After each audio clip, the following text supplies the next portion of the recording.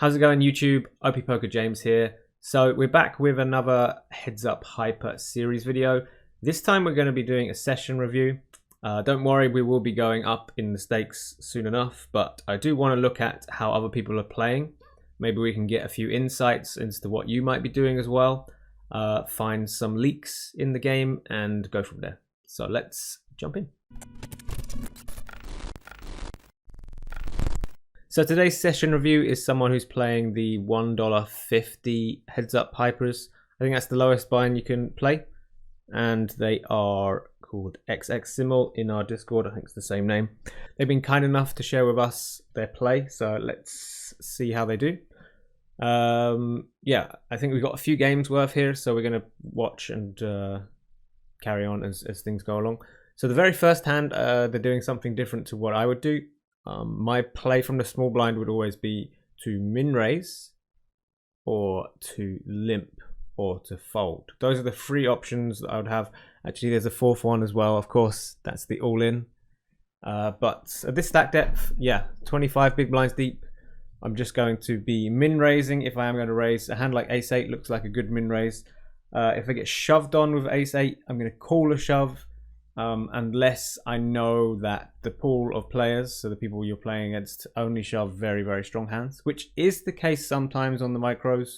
So as far as I'm aware, it will be fine to call on a $1.50 Heads Up Hyper, but if you're playing things like $1 spin and goes, it might not be the best play.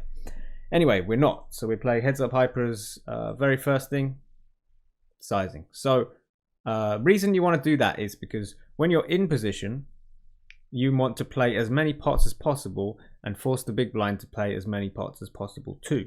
Now, we have an added reason is that the more big blinds we put in pre-flop, the easier and the more that big blind can just shut up shop and go all in and free bet all in with a wider and wider range of hands. So we want him to have to play out of position a lot.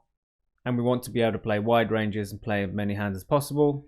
That's why we would min raise rather than 2.3x is what they've done here. So very, very first hand, we got the nut flush draw and we should be very aggressive with it. Let's see what we do. Don't mind the bet size, could bet bigger as well, but as long as you're betting, that's the most important thing here. They get raised. You can go all in or call. I would keep it simple and just go all in. I think that's the way to do it. Yeah, that's what I would do. Now you've called. Do you have showdown with your ace high? I think you do have showdown. Do you think that there are many hands that would check raise the flop that would now fold on this pretty dry turn that beat you? I don't think so. Maybe occasional bottom pair getting check raised might fold. But I think for the most part, if they are checking, then you're either ahead already or they've got a 10 or even a 7 or something like that that isn't going to fold anyway. So I don't like the idea of betting here. I think I would just check it back. Now that I've called, just try and get to showdown with it. You get to see the free river card as well. It's quite nice. They do fold. They show a queen of diamonds. Looks like this opponent's going to be aggressive. That's all I can get from that. They can't have had queen 10 because that's going in. They might have had queen 7. That would be a quite tight fold. I don't know. Anyway, on a board like this, I wouldn't be betting at all. You got the problem is that when you're against a short stack and you're in the big blind and you've called a raise, it's very unlikely for you to have called many ace x or any good king x hands. So hands with an ace or hands with a king in. A lot of those hands, especially the good ones, are shoving pre-flop because you just want to get it in there and then. So the small blind will have what's known as a range advantage. So they will have lots of really strong hands. So they can have pocket aces, they can have pocket kings, they can have pocket fours. We can't have any of those. They've got ace 4. We might not even have ace 4. We might shove pre-flop with ace 4. They've got ace king, so they've got lots and lots of really strong hands that we just don't really have. We do have a few flushes, so we could have 2 club hands. So for example, we could have 9-2 of clubs here. But in general, they are way ahead of us.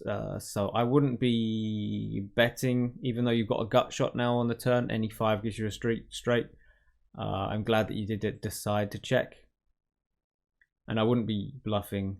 I just think I'm going to get called way too often. Way too often. And they're 2-3.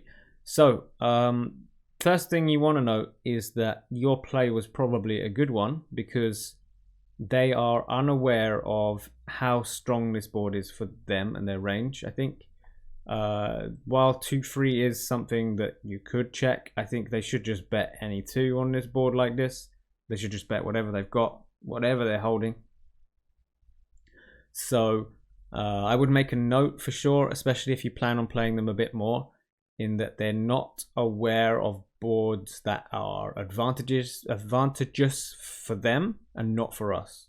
So that's really important to know, because then it means that you can bluff hands like you've just got here. Unfortunately, this time they hit on the turn, and not much you can do about it. King 3 decided to go for a raise. I'm not going to mention too much about pre-flop unless I think it's massively wrong. A lot of plays, like from a GTO perspective, are just play them as a raise sometimes, as a limp sometimes, and sometimes even a shove. Pocket 8s here, we've done a free bet. I think really pocket 8s, maybe even pocket 9s and lower, I would be shoving.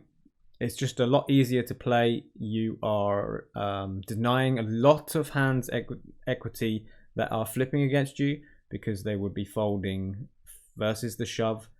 Yeah, I think that it's just going to be a lot easier to play 8s or 9s, somewhere in that region. Just shove all of them from 2s up to 8s or 9s. Non all-in free betting 8s can get you in a lot of trouble. So yeah, I would prefer to do that. Let's see what happens. Hopefully you get the fold. You do get a call. This is not a fun flop, I would say. Not fun at all. This is going to be pretty nightmarish to scale through. I wouldn't actually be able to tell you if you're meant to stack off here or not, if you're meant to bet, get it in or not. This is one of the reasons why it's a lot easier to just shove it pre-flop, but I guess it's okay to bet small on the flop, and if raised you probably can fold. Yeah, so bet small, let's say 3 chips, 3 big blinds worth. 4, okay, 4's okay as well. You get called, and that's a quite nasty turn card. Yeah, I think shoving pre-flop would have been easily the nicer play. This is a horrible board texturing out, and I guess it's a fold, but even then I'm not very happy.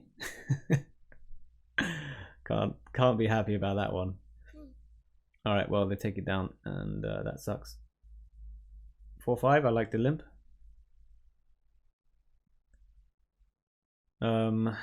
Against a 3 big blind raise, yeah, I think it's fine to fold. Now you've got limped, and you've got aces. Taking your timer with the aces. You don't want to look like you've got aces, I would say.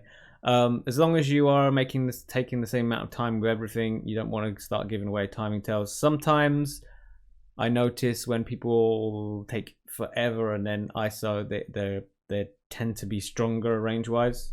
When I was playing heads-up hypers professionally, I would have some notes of timing tells on certain individuals. So you do want to be wary that other people can get tells on you, as long as you're taking as long with bluffs as well. It's not a problem. Okay, so we raised, and we get, wow, we get limp, click raised. They're basically telling us that they've got our hand. I guess they could have kings as well, but like aces or kings, right? They've committed themselves, sorry.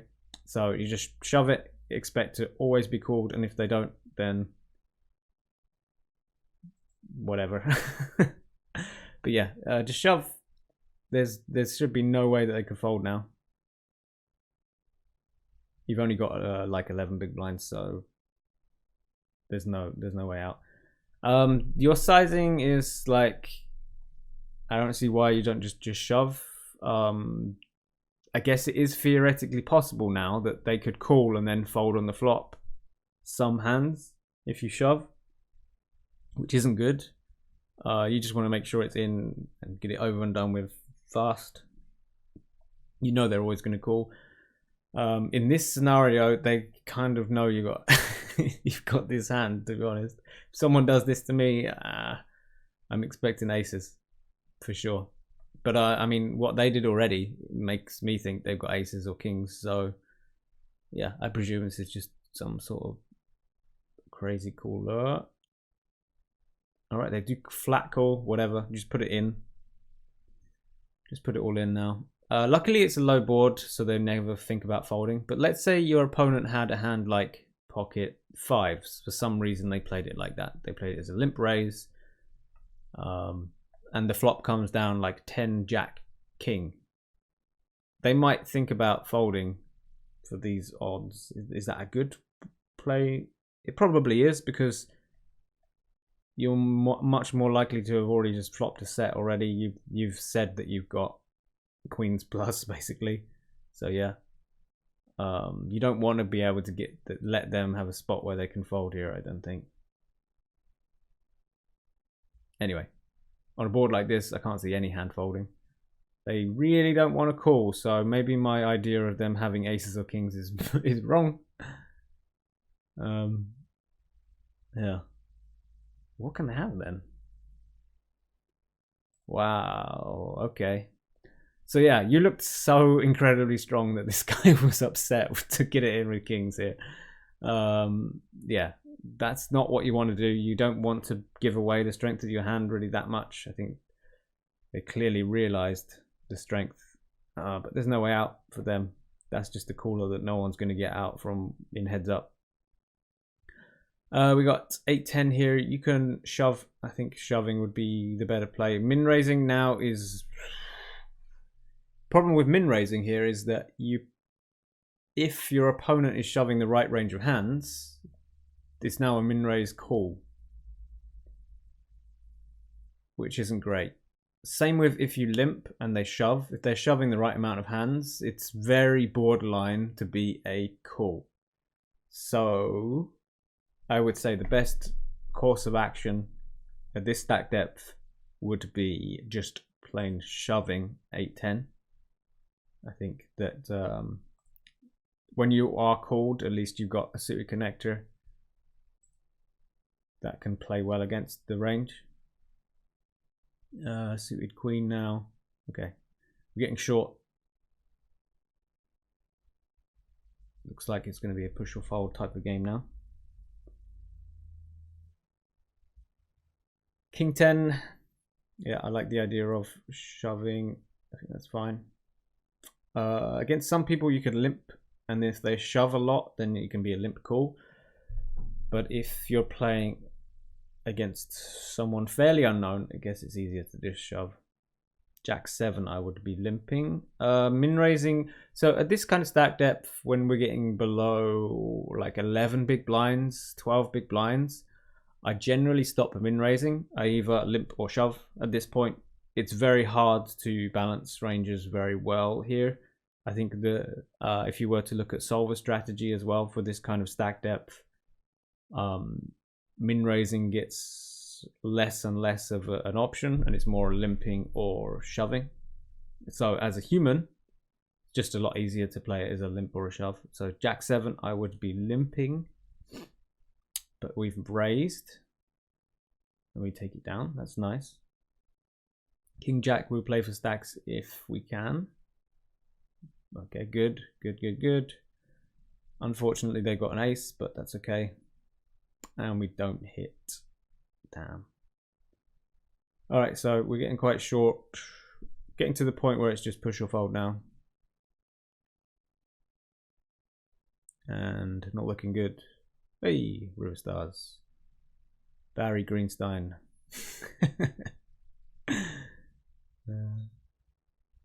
You don't get the tissues out until you've won, right? So again, King 2, another hand that I would just be limping rather than raising. If you got a note on someone that they're calling quite tight, you could start shoving these low King X hands as well. If they're not calling enough, then you can just realize a lot of fold equity. They're not calling very often. But yeah, I prefer limping there. Queen 10, I would be limping as well. And if they shoved on me, I'd have to call it. Plays quite nicely pre-flop. So you've made it 3x, 3 times the big blind to go. I have noticed a lot of players do these kind of things. It kind of signals your hand strength quite significantly. That you've got something that if you min raised and got shoved on, you're not happy with. But if you're 3x, you've now committed yourself. Why bother doing that when you can just shove and it does this, accomplishes the same sort of thing? But in this case, it plays pretty well post flop. So I would much prefer just limping to protect all those weak hands that you do want to play because you're in position. Yeah, that's generally how I want to play that. You got to remember that you're going to want to play lots of trashy hands like 9-7 there, and the only way you're going to be able to do that is if you've got some traps in there to back it up, or at least, I guess you can't really call Queen 10 suited a trap, but a hand that could call a shove if necessary. So very next hand now we got King 10, okay, and we make it 2.35. Again, at this kind of stack depth, I would prefer just playing limp or shove. In the case of King 10 right here, I guess it's okay to be raising, but if you are raising, do a min raise, not 2.35. But yeah, once you've raised, now you've got to get it in. Up against Jack 8, so it's quite a nice spot. Hopefully we hit a straight. No, we don't. All right, that's GG. I think we'll leave it there then. Think about, there's a lot of stuff to really go over. I think the main thing is looking at your pre-flop sizings really. I think there were a few times here where you were doing raising when I wouldn't do any raising. You were doing raise sizes with hands like Queen 10 and King 10 just then that I wouldn't be doing. And yeah, I would say the main thing to look at here is really pre-flop ranges. Yeah, min raising in heads up, that's what you want to do. If you are facing someone who's very, very aggressive pre-flop, then you just generally want to figure out what he's most aggressive with. So if you limp, are they really aggressive against your limps? Or if you raise, are they really aggressive against the raise? If they're aggressive against all of it, then you just got to tighten up and wait for a good hand that you can stack off with. But this opponent seemed to me to be probably a little bit better than us, which is not good. I think that you were a little bit telegraphing the strength of your hand. I guess that's the main thing that we want to go over, is to make sure we don't tell our opponents what we have, because then they can play quite perfectly against you. I think a lot of the sizings you use pre-flop quite often telegraphed the strength of your hand, as in, is this a hand that's monster hand? Is this a hand that is willing to go broke but isn't entirely happy about it, so it's just going to commit themselves? You know, is it a weak hand that just wants to limp, etc., etc.? So I think those are the things that we got from this. If anyone else wants to send in a similar kind of session review, feel free to do so. You got to come over to our Discord channel, come over to Heads Up General, or if it's a spin and go stuff, we also accept those as well. If you enjoyed this video, please like and subscribe to this channel so we can make more content for you. And I'll see you in the next one. Peace.